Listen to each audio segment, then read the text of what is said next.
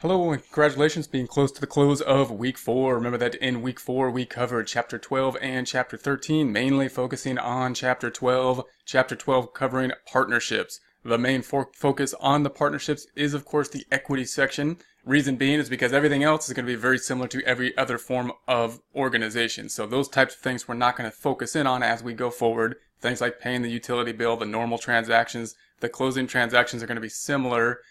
Those aren't what we're going to concentrate on. We're going to concentrate on the thing that is different, the fact that there's 2 or more partners within the equity section. Major thing to look at there is, of course, the income distribution. How are we going to distribute between not just one capital account, but between different partners? There's a bunch of different ways to do that. The partnership organization, form of organization, is the most flexible in terms of coming up with different types of agreements. We're also going to look at the liquidation of a partnership.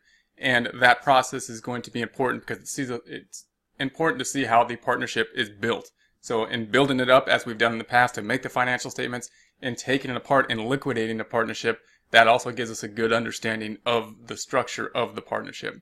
We then had chapter 13. We're going to continue on chapter 13 next time, accounting for corporations. Same concept's going to be here in that we're going to focus on the equity section because a lot of the other journal entries are going to be the same.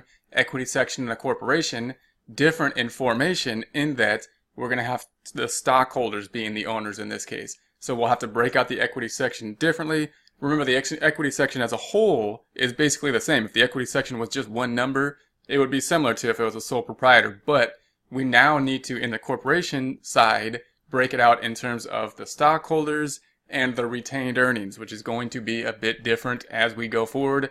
Taking a look at what we have done. If you haven't completed any of the assignments here or the homework, remember that you can pick up the homework and assignments for late work for partial credit. Next week is the last week. That is week 5, so make sure to get in there and pick up anything that needs to be picked up. Everything needs to be completed by the end of week 5. There's no late work after that time period, so make sure to put everything together as of this final week.